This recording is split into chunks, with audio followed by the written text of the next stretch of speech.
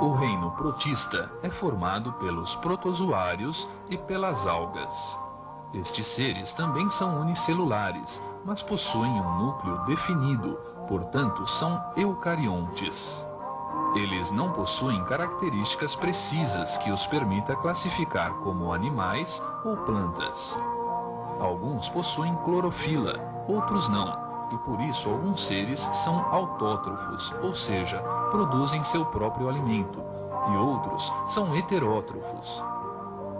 A maioria dos seres do reino protista possui organelas de locomoção, como pseudópodos, flagelos ou cílios.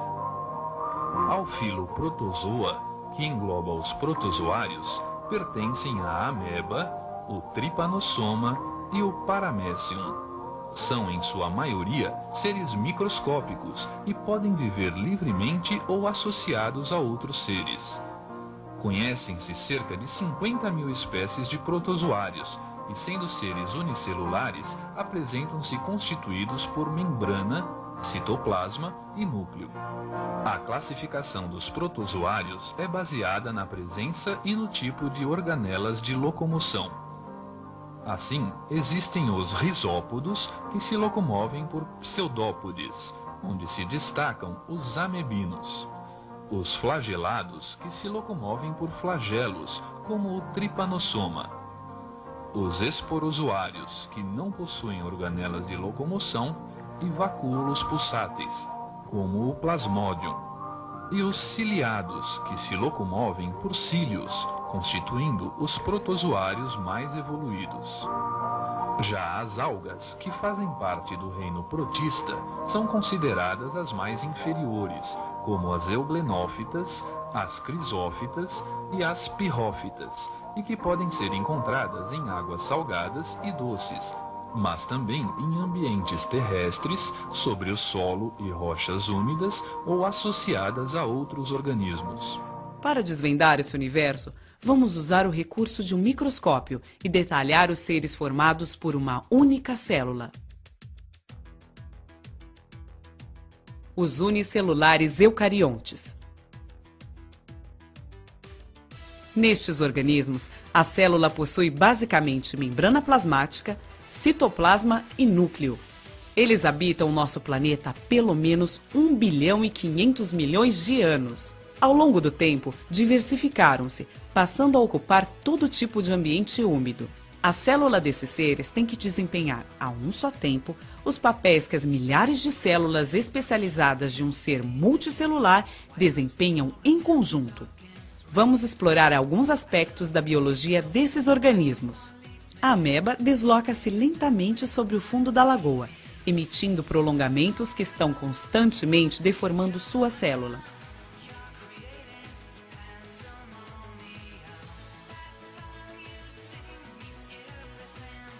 Esses prolongamentos são chamados pseudópodes, termo que significa falsos pés.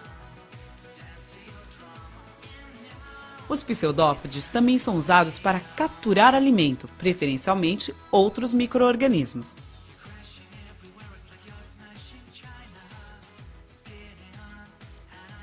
Recém-capturados, são digeridos em vacúolos digestivos dentro da célula. Algumas espécies de amebas produzem uma teca ou carapaça protetora.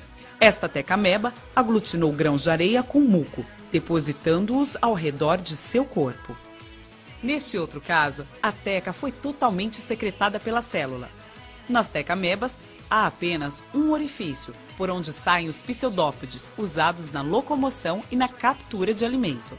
Os heliozoários são ameboides de corpo esférico, com pseudópodes eretos e finos, irradiando-se da superfície da célula. Vivem geralmente associados a raízes de plantas aquáticas, alimentando-se de outros micro-organismos ou até mesmo de pequenos animais que tocam nos pseudópodes.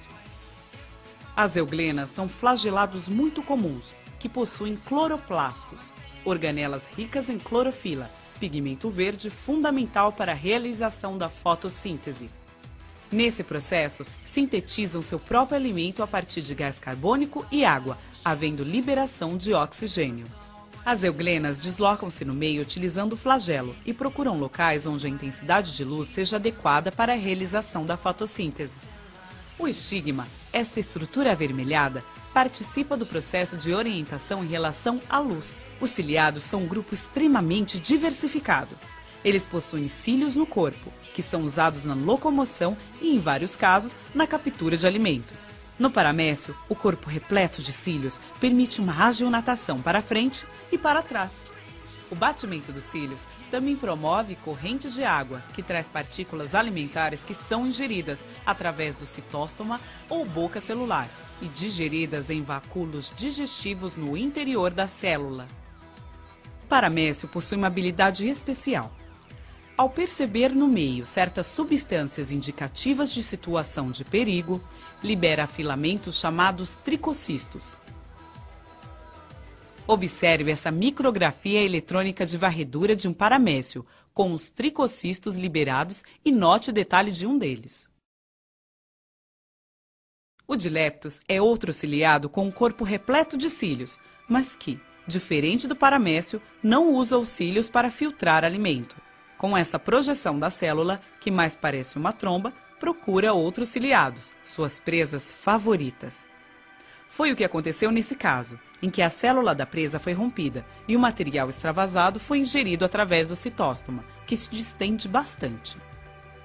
À medida que isso acontece, forma-se o vacúolo alimentar, onde o alimento será digerido. Este outro ciliado alimenta-se apenas de algas filamentosas, que ingere através do citóstoma.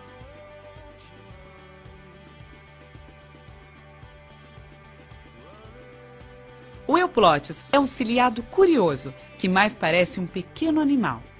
Ele se desloca sobre o fundo da lagoa usando cílios especializados, chamados cirros. Por meio de outros cílios especiais, filtra da água seu alimento. O stentor é outro ciliado que utiliza cílios especiais para filtrar o alimento. Ele pode se movimentar ou se fixar a um substrato, mudando a forma de seu corpo. Já as vorticelas vivem a maior parte do tempo fixas ao substrato por meio de um longo pedúnculo, que se contrai e se distende. Os cílios especializados promovem correntes de água que trazem partículas para a alimentação. Todos os ciliados são heterótrofos, mas alguns possuem algas simbiontes, como é o caso deste paramécio, que possui em seu citoplasma muitas algas verdes. Nos unicelulares eucariontes que vivem em água doce, muita água penetra na célula por osmose. Isso ocorre porque a concentração osmótica da célula é maior que a da água ao seu redor. O vacúolo pulsátil ou contrátil recolhe e elimina a água que entra em excesso na célula. O número e a forma desses vacúolos variam nas diferentes espécies. Nos paramécios, há mais de um vacúolo por célula. Sua forma é estrelada e sua posição é fixa. Nas amebas, há apenas um vacúolo por célula e ele tem forma arredondada. Por não ter posição fixa, essa organela acaba sendo arrastada constantemente pelas correntes citoplasmáticas. Nos heliozoários, formam-se vários vacúolos arredondados nessa parte mais clara e externa da célula. Vacúolos pulsáteis são reduzidos ou ausentes nos unicelulares eucariontes que vivem no mar. Nesses casos, a concentração osmótica do meio é semelhante à da célula. É o caso desse foraminífero. Observe que ele possui uma carapaça protetora, com uma abertura por onde saem os pseudópodes, que são longos, finos e ramificados.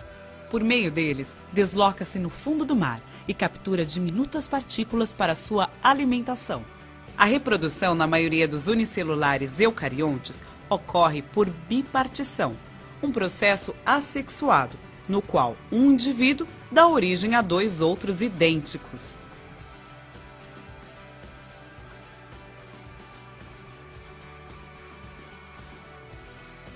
Mas nos ciliados, além da reprodução assexuada, há a reprodução sexuada, na qual dois indivíduos se unem, trocam material genético por meio de uma ponte citoplasmática e se separam.